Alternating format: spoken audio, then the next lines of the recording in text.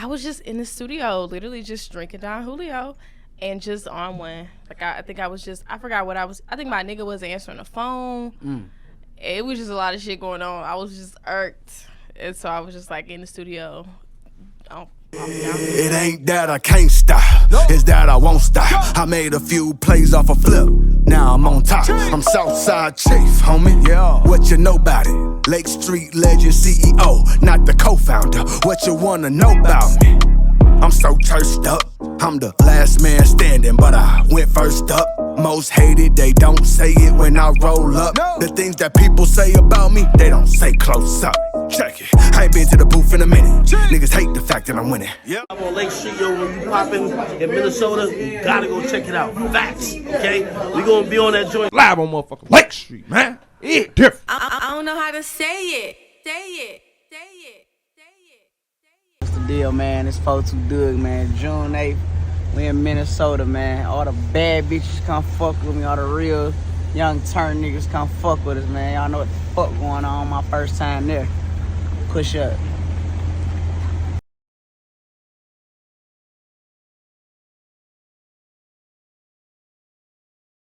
Y'all know what it is, y'all know what it ain't. It's your boy Southside T, the Lake Street Legend, a.k.a. Big Church, and we got a special guest in the building, a Houston hottie, all the way from Texas. They say everything's bigger in Texas. She brought the heat with her. I got my co-host, Kelly Kells.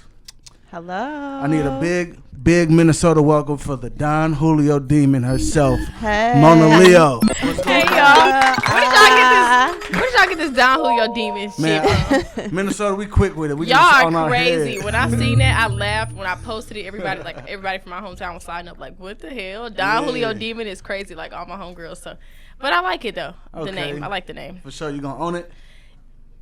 Sometimes. Occasionally. Occasionally. So let's just get into it. How did you come up with the song Don Julio? What was the inspiration? I was just in the studio, literally just drinking Don Julio and just on one. Like, I think I forgot what I was. I think my nigga was answering the phone. It was just a lot of shit going on. I was just irked. And so I was just like in the studio off Don Julio. Just turn. I get it. So how do you know Ramonte? We've seen him in your music video. Oh, I love Ray Monte. I just know him from like social media. That's where I like originally just saw him on. He supports me. I support him. He's a really fun, like vibrant personality. So I figured it was so fitting to have him in the music video, and he was the perfect addition. Like he really brought the energy up. Like I'm normally very nervous when I'm shooting music videos, but he really just like allowed me to be very comfortable and like really just settle into it. So love him. Shout out to Ray Monte. And I brought him out on my tour that I did last year, and he did an amazing job. So he's awesome. He's like getting ready to put out more music, shoot more music videos. So he's coming up. For sure. That's some big Minnesota native. Yeah. Definitely. What made you want to do guys twerking in the video versus like it was typical having more women twerking in the video? Honestly, I've shot music videos like I've shot music videos with where I had like girls in the music video, and it was like the energy was just like very catty, very like it really just stressed me out the whole day, like just trying to accommodate for like all the women, and like make sure everybody was comfortable. Like some girls didn't like other girls, they didn't want to come because it was just like really catty, and it stressed me the hell out. And then on top of it, they were just like very like just I don't know, just like standoffish. Naturally, like sometimes women when they're around other women that they don't know, like it gets a little standoffish. So I totally understand that. But I just didn't want that. I wanted like very fun, free energy, and I got some of the most free-spirited people that I know, and they just so happen to be men. Yeah. So happen to be gay men specifically. So they were awesome. Like they really like. There was no briefing. Like I didn't really have to do very much. I just kind of told them what it was. We started taking shots, and we just had a good time. Like it was truly like a party, and we just so happened to be shooting a music video, literally. Dope. That's really dope. So I've seen one of your interviews that you got into music by your little brother bringing you to the studio, or he wanted to have you on a song or something like that. Speak about that. Yeah, so my little brother, his name is Young Rampage. He actually he's about to graduate high school, so you'll be seeing like more of him. We'll be doing more music, shooting more music videos. He'll be traveling with me more. He was really young when I first started like becoming a real rapper, so I wasn't able to really just like bring him everywhere. But now that he's getting ready to graduate, it's gonna be up, so that's gonna be good. But yeah, it was his birthday. I think he was turning 14, and I booked him a studio session for his birthday. Okay. And he wanted to, because he had always been like rapping and freestyling around the house, really good, really talented, like super dope. He was always like scary good at like freestyling as a kid. Like as a little kid, he would just be walking around the house freestyling, making songs, like playing the piano. He was just really freakishly talented. So I wanted to take him to the studio for his birthday, and I did that. And then he wanted me to do a song with him, and so we did it. And I liked it. It was fun for me. It was like very freeing. So I started making my own music and put a song out, and the rest is history. That's dope. That's dope. So we see here you're here in Minnesota. You got a show at Goldroom tonight. Yep. Mm-hmm. You excited for that? Very excited. Yeah, I hear it's gonna be a good time, so I'm excited. Yeah, Minnesota's gonna turn up for you. Goldroom's one of our best venues too, by the way. I heard that as well. Yeah, I heard that as well. So I'm really excited. When we pulled up to it, I was like, wow, it looked nice from the outside. So I'm excited to see how they give it up out here. Shout out to Nabil, Hamza over there. They've been holding it down. Shout out to Nabil. You still get? I was just gonna ask the question. So where, I know you've said you performed in Minnesota before, right? Right. So where's your, first of all, how you like Minnesota? I just want to know. It's what cool. You think it's cool. I'm not gonna lie. I couldn't even remember that I had been out here. Mm-hmm. Like, just candidly speaking, I couldn't remember. Now. Yeah. Like, I just couldn't remember because I came very early in my career, so it was like it was nothing to really call home about. But today I'm hoping that like the energy shifts and it's different and it's really something that I can remember. No, so it's gonna be. That's what I'm anticipating. It's gonna be lit. So where's your favorite place that you had like the littest fans, the littest vibe? Where's that at? Definitely Atlanta. Definitely hold the spot, like the top spot for like best show ever. I went to the Masquerade. I did the Masquerade a couple times actually, 3 times. I did it 2 nights, like back to back, and then I did it a year later on my own. And the shows were just amazing. Like, it was so fun. It was so turned. The energy was good. They're very supportive of like female artists specifically. So they were just like, they came with gifts, and the meet and greet was really special, and people were crying. I was crying. We were all crying. Like, it was just a very beautiful experience. So I love Atlanta. Speaking of crying, so I've heard that you cry at every show. Who said that? I just heard it. You did. You said it. I definitely, on my tour last year, I cried at every show. Really? I did. Aww. It was like, I really couldn't help it. To the point, like, my managers thought it was scripted. And I was like, y'all don't understand this feeling. Like, they don't get it. Obviously, like, they don't get it. No, of course. Because they're like, they're not the one. Like, they're the ones behind the one. Right, You know what I'm saying? So it's like, when I'm at the shows, and you just think about, like, people spending their hard-earned money to come and see you. Mm-hmm. They're buying outfits to come and see you. They're sometimes bringing gifts. They're bringing you flowers. They're showing up early. They're waiting hours outside of the venues. Mm-hmm. They are learning the songs. They know every single song, and like, they're screaming it back to you. I just really can't help but think to like about the times where I feel like I was very alone and just like lonely back in the day. Like, I can't help but think about those times. And when I was doing those shows, it was just like a full circle moment for me at every single show. And every show was sold out. So like, on the outro, when I was like saying my goodbyes to them, I almost like didn't want to leave. Because I was just like, it was just a good, wholesome feeling. So I definitely cried at every show. Not on purpose, but I literally just like could not control like those overwhelming feelings. Minnesota gonna bring the tears out tonight, though. I doubt it. We going to the club, so we're gonna club be there. Is a little bit different. It is a little bit different. Club is different. I'm not on a microphone giving speeches and shit, so I probably might not cry. Yeah. But maybe when I get back home, I'll just be like appreciative of like. For sure. So while you've been in town, have you had anywhere special that you've been out to eat? No.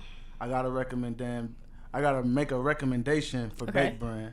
All right, so we're going to take this quick break real quick to highlight our good folks over there at the Kitchen by Baked Brand inside the Global Market. They got some of the best food out here in the Twin Cities. One thing you got to know about me, I don't really like go to the mainstream spots. I'm all about the little mom and pop, little neighborhood spots that have the best food. Next time you're out there at the Global Market, you got to check out the stuffed turkey leg. They got this butter sauce. We're talking about the best wings in Minnesota. It's happening right now at the Kitchen by Baked Brand inside the Global Marketplace, and they're a proud sponsor of Live on Lake Street. Peter Parker! So while you've been in town, have you had anywhere special that you've been out to eat?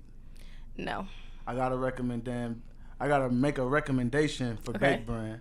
Baked Brand? Yeah, she runs the Black Entrepreneur State Fair. Really, I wish I would have known that earlier. Man, I wish I would have known some earlier too. You knew I was coming though. You should have just set it up for me.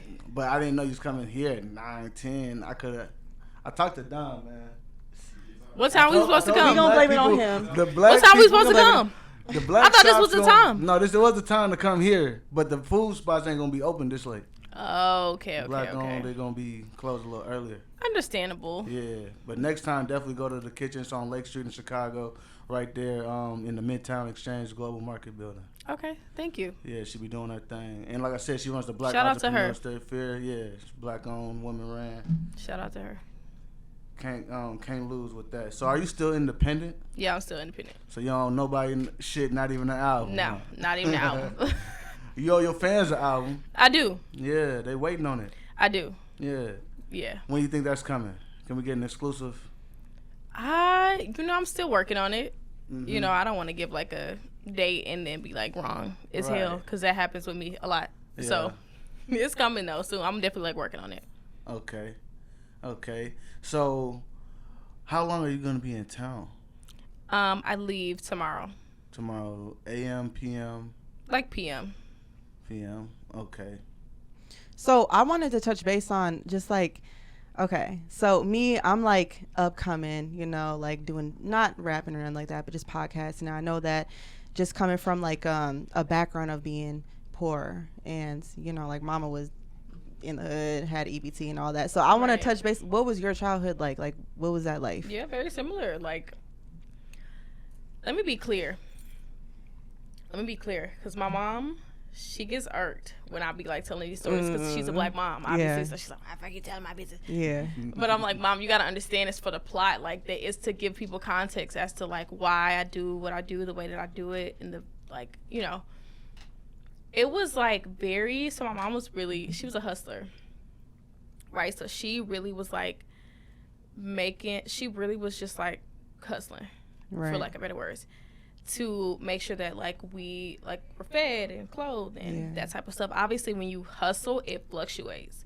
So there's times where you're good and you're comfortable, and then there's other times where you have shit to eat. You're coming home, that fucking water is off, the lights are off, it's hot as hell in the house, like that whole thing. So I experienced both sides of it.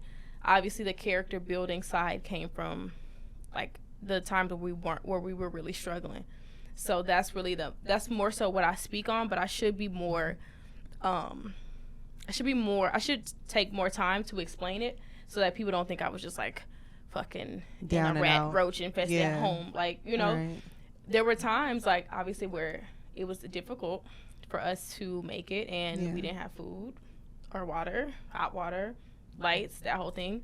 But needless to say, my mom, as a single mom, she did a really good job at like just holding it together. Like, now that I have a kid, and like the pressure and the stress that comes with just like wanting to be successful constantly 24/7, like I have to take my hat off to my mom, because it was hard for her. And I couldn't imagine like coming up with an explanation as to like why the lights were not on, for the next few days, or why the food is spoiling in the fridge because the lights aren't on, or why we don't have hot water and we got to boil water on the stove to get in the tub. Like, I couldn't imagine trying to explain something like that. So definitely want to make sure I give credit to my mom for everything that she did as a single mom. It was very difficult for her. So yeah, it was rough, but we here. I want to get deep with you though. Yeah. I want to get deep. So all right, so one time for the homie Jeremy Eggert. We're taking a quick break to talk about his website, Artwork by Jeremy. I know you've been really selling yourself short on the graphic design tip. We need to step up the website. We need to step up the flyers. My man has international clients. He can do all of this for you. He can make your content look fantastic, thumbnails, anything for the gram. He got you covered, okay? Stop selling yourself short. Step your life up and tap in real quick with artworkbyjeremy.com. Peter Parker! I want to get deep with you though. Yeah. I want to get deep. So the reason why I really like you specifically, obviously your music is raw as fuck. I be banging it in my car when I'm going to Goldroom. But so I had a sister who committed suicide recently. Sorry to hear that. Yeah, it was my younger sister, and it was 2 years ago. Obviously I was on a different end than maybe you were, but I just learned so much about a person's mentality in that space at that moment when she did do that. Right. And I know that you have dealt with that a lot. Right. And I mean, I've studied it, like literally, like I'm a researcher. So right, same. I saw something that said that you had, you know, like suicidal thoughts since a really young age. Mm-hmm. And I mean, what was that like for you, and why did you, you know, feel that way, and how was that? How are you out of that space? Are you out of that space? I definitely, so just going back, number one, I feel like I have like a chemical imbalance that's it's kind of hereditary, so it's something that my mom struggled with, something my grandparents struggled with, something that my brothers struggle with. We all have our own mental health issues that I know are real and true, because we are all very like personal and very like secluded. So we don't even really share those conversations with each other openly and candidly. We just all had our own things, different things going on that we were taking medication for, but we never really had a sit down conversation about what was really happening amongst our family. So that's one thing to consider. And then also I just was like very anxious, and then I went through a lot of things in my childhood, like just abuse and just a lot of stuff that really just like chipped away at my self-confidence. And a lot of experiences in school that also chipped away at my self-confidence. So it was really hard to get my footing and like find myself. And then I was also a very awkward girl. Like it was very hard for me to fit in. And obviously at the time, like when you're younger, that's all that really matters to you. And even now, like as an adult, like we as human beings, we just want to have some type of camaraderie. Like we want to fit in with people. We want to have our village. And it was very hard to get my footing in social settings. So obviously I just kind of looked inwards and like was trying to figure out what was wrong with me, and I could never really put my finger on it. I didn't really have adequate resources, didn't have open conversations about it with my family. So it was just kind of me trying to self-soothe and just me trying to figure it out. But obviously I'm very ill-equipped, so it led to me just feeling like, maybe I just don't belong here. Like maybe I just shouldn't be here. So I obviously had like suicidal thoughts, suicidal actions. I've been hospitalized a few times for suicide attempts, like drinking bleach. And I took 22 pills at a point in time. And another time I took X amount of pills.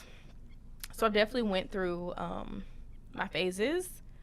And just like obviously being hospitalized and then going to mental hospitals as well was a totally different journey. Like I just didn't have the right resources. So I kept falling into this cycle and this trap of like, I don't belong here. Like I shouldn't be here. So obviously I'm very glad that those attempts failed. God is so good, because I'd be pissed. I would be pissed if I like didn't get to experience like what my life is now, because I like checked out early. So I would have been like very upset. But yeah, it was very difficult growing up, and just like, you know, and people were not. It's not what it used to be. Is not what it is now. Like now we're having more open conversations about mental health. Like we can really find our communities and our niches on social media. Like we can, if we don't fit in with somebody in person, we can definitely find our community online. It wasn't really like that, like when I was coming up at first. So obviously when I'm 10, 11, 12, like people were cruel on social media. Like we had like the Amanda Todd story. Like that's how social media really was. Like it was just a breeding ground for cruelty and hatred. And you know, so it was difficult, but I'm here now. I don't really, like I obviously, because I have a chemical imbalance and I still do have to go to therapy. I still do have to take medication. You still do go to therapy right now? Yeah, I still do go to therapy, and I still do take medication to soothe my anxiety, to soothe my depression, so that I'm like a functioning person in society, especially in this career with people like constantly trying to tear you down on the internet and criticizing you. And you know, just you can never really have a bad day as a public figure. Like you are not allowed to have a bad day at all. You're not allowed to be off your game. So it is, it's still difficult, but I'm managing it a lot better. Obviously I'm getting older and I have more things to live for. I have more things to look forward to. So that was something that was probably really pivotal in my journey, like my mental health journey, my healing journey, just setting up things to like look forward to. So it's like, oh, I really can't kill myself because I got this show next week, or I got this to do next year, or I want to get a Grammy, I want to get a plaque, I want to do. So there are things like in front of me now that I look forward to that keep me going. And obviously I have a child now, so that's like the main motivating factor. But I said all that to say I'm in a much better space. Obviously postpartum is like still coming in waves, it's coming and going, but I'm good. I really cannot complain. Like, I'm very grateful for my life. So that's summed up in a nutshell. Yeah, I love that. I really just to see somebody who has made it through that, and man, because it's being on the other side, it's a lot. But speaking of your child, I mean, did your son help you, you know, just with mental health? I know, because I have a kid, so I know that the postpartum stuff, crazy. People don't get it at all. They don't. I really feel like they don't believe it. No, they don't. Like, I dead ass feel like men and women who don't have children really just like believe that we just pulling shit out of our ass. No, like the treatment, and even like women who have had children who are kind of far removed from having their child, maybe they forgot or something. But the treatment that I received when I was pregnant, it was oddly polarizing. Like, I was either treated like a complete queen, oh, to get off your feet, you need water, you need anything, let me know, or I was completely dogged, like completely dogged on the internet, think pieces about me ruining my career, even the people around me like not really respecting my boundaries, not respecting my body, walking up to me, touching my stomach, even though I've asked them a million times not to do that. It was like completely polarizing. So it's a weird little phenomenon. But yeah, I do think people believe that postpartum is like not a real thing, but it's because it's like not tangible. It's not something that people can see. Like, if I break my leg, you can see that my leg is broken. I have a cast. Right. If something's going on in my mind, you can't see that. So it's harder to believe what's really going on. And that's also been my struggle just growing up in life in general. Like, people can't really see what's happening in your mind, so it's hard to explain to people what the fuck is really going on. So that's another thing that just like makes life very hopeless for you at times, because like I can't even get people to understand what the hell I'm going through. Like, what am I doing here? But yeah, postpartum was crazy. You were performing while you were pregnant? I was performing while I was pregnant. It's crazy. That was at Coachella, wasn't it? Coachella, right. But from the time I found out I was pregnant, I went on tour with Flo Milli in 2022. I found out I was pregnant probably a week before the tour, so I was in my first trimester, throwing up, sick at every fucking show. It was just, it was horrible. It was miserable. But the shows were great. I was physically sick, but the shows were really good. But yeah, from the time I found out I was pregnant to obviously the very end, to the point I shot a music video, and the day after I shot the music video, I was like 1 centimeter dilated. I was bleeding. I had my midwife with me, and I wasn't due for another month and some change. Really, I wasn't due for like another 6 weeks. He came real early? He came early. So after I was dilated, I didn't have my son for like I was dilated like April, probably like maybe April 20th, like a week before my birthday. I had my son May 22nd. Oh. He was due in June though. Really? Yeah. So did he have any complications? No complications. And I had a home birth. That's a blessing. That's good. Yeah, I've seen that. You also said you were in labor for 48 hours? I was in labor for 48 hours. What's the deal, man? It's 42 Doug, man. June 8th, we in Minnesota, man. All the bad bitches come fuck with me. All the real young turn niggas come fuck with us, man. Y'all know what the fuck going on. My first time there. Push up. You also said you were in labor for 48 hours? I was in labor for 48 hours. Yeah. Fuck no. I was in labor for 48 hours. It wasn't bad though. Like, when people say I was in labor for 48 hours, well, let me not say people, but when I say I was in labor for 48 hours, it wasn't just like excruciating pain for 48 hours straight. It was like, from the time I noticed, like, what the fuck is going on? Like, there was something going on in my stomach. Like, there was like a light, mild cramp, kind of felt like a period cramp. And I was like, what the hell? So I text my midwife. I'm like, hey girl, don't want to alarm you, don't want to throw you off, just let you know something's going on, hit me back when you can. I really didn't want to make no big ass scene too, which is crazy in hindsight, because it's just like, why, black women, why do we do this? but I just didn't want to make a scene, but I was literally in labor. Yeah. And I just didn't know, and I kept psyching myself out, telling myself, like, no, you're not in labor yet. Like, you're not in labor just yet. Like, girl, just, like, I'm telling myself, like, don't call everybody. Don't get everybody worked up. It's going to be embarrassing. And then, obviously, people came, and it was, like, when I didn't have my baby after, like, 12 hours, 18 hours, I'm, like, looking at everybody, and everybody looking at me. I'm like, shit, I don't know. If I could do it right now, I would. I feel like I was, like, a fucking show monkey. I was like, y'all, I don't know what the fuck is going on. And I kept asking my midwife, when is it going to happen? She's like, just chill, relax, breathe. It's going to happen. I wish I had enjoyed my labor a little bit more. Yeah. I was so worried about the people that were there. And just, like, I felt bad because I was like, damn, people have called off work. And if I'm not in labor, this is going to look really bad. Right. But I couldn't. I was obviously in labor. But it didn't really get painful until probably, like, the last from, like, 4 a.m. I had my son at 12 p.m. So from like 4 a.m. to 12 p.m. So I guess that's what, 8 hours? How many hours is that? Yeah, the last 8 hours were crazy. I was throwing up from pain. I was just really, I couldn't walk. Really, it was crazy. Like, you had no epidural at all? No epidural. Girl. I had to do the epidural. No epidural at all. But like the last 20 minutes, I was like telling my midwife, like, girl, just take me to the hospital. I'm not finna do this. Because it was hurting so bad. And I didn't know how much longer I had to go. But because it was starting to become unbearable, now that I, like, knowing what I know now, I was obviously very close to having him. But I didn't know that. I thought it was just going to keep getting worse. And I was going to be in labor for another 12 hours. Like, I couldn't do it. But I had my son. When it started to get excruciating to the point where I was, like, screaming in excruciating pain, he probably came like maybe 20 minutes later. So thank God, right? It was good. It was very smooth, and I wish I would do it again and again and again. How many kids do you see yourself having? I want 4 kids. I probably will have, I don't know, I want 4 kids though, because my mom had 4 kids. Not even just like, you know, I'm like my mom's mini me. Like, she had 4 kids, so now here I go, want to have 4 kids. Like, for sure. Obviously times are different, so maybe I shouldn't have 4 kids, but I want to. Like, I want them to have their own like little tribe and village, and you know, how I had. Were you in choir when you were younger? I was. You were? I seen somewhere you were a singer turned rapper. Right, exactly. Yeah, I was in choir. When we gonna get this song single?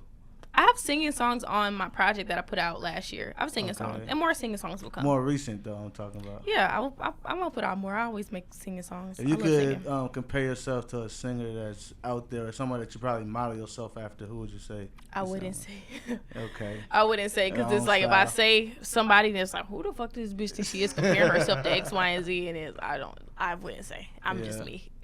What's some of your influences when it comes to music?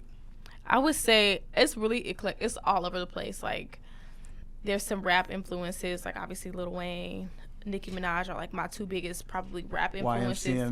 YMCMB, love that. Obviously, I came up on that. Tyler, the Creator, Our Future, obviously shaped me. And then there's like Frank Ocean, there's Beyonce, I have a whole gospel, like a whole group of like gospel people, Kim Burrell, Ty Tribbett, like, just so many people that I feel like really influence like the way that I do music now, and like the way that I really structure songs. So it's all over the place, but it works. It's like a big gumbo pot of different artists. Definitely. While we're on the topic of music, you said you're big on YMCMB, right? Yeah, I love YMCMB. So what are your thoughts on this Drake versus Kendrick Lamar? I don't have no. I like to see the niggas fight. The way that they pit women against each other is just insane. So I like to see niggas duke it out for once. Yeah. So that the attention is just like off of the women getting into it. So I like to see fucking niggas scratch each other's eyes out. What's one of your favorite? Not even just in this beef specifically, but one of your favorite diss tracks? Hit 'em up. Hit 'em up, Tupac. Yeah. Definitely. That's probably like the craziest. Most like when I think about in your face with it. Yeah, most in your face. Like when I think about what inspires my entire like sound is records like Hit 'Em Up, because that's I be trying to be just as unhinged as that. Like, yeah. For sure. Can you talk to us about some of the female collaborations that you're looking forward to getting, or any collaborations in hip hop? Yeah, so obviously Flo Millie is an artist that I've collaborated with a lot, but I've collaborated with other artists like Lakia and K Carbon, like some of my favorite, like just real deal, like artists that really just rap and like put their heart on the line when they put their songs out. So I have a lot of collaborations coming out.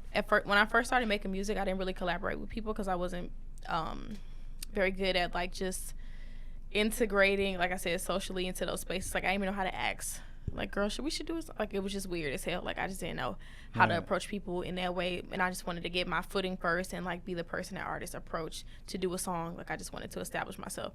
So now that I got that out the way, I'm working with a lot more people, and it's happening naturally and not forcefully. So was Lotto your first like co-signer, or like how do you feel about her? Was she? I love Lotto. Yeah, she wasn't my first co-sign, obviously, but I love Lotto. She's super fire. She's like one of the rap girls who I currently really love and really, really, really just like take my hat off to. It's very difficult to write a song, but specifically freestyles are very difficult because you really have to sit down and think. And like the way she does it so effortlessly with the punchlines. She's witty. She implements a lot of her personality into her music, which is super hard to do, something I love to do. But I know that it's very hard to do, so I really take my hat off to her. She is probably one of my favorite rap girlies right now. Oh, really? Probably one of my top rap easily.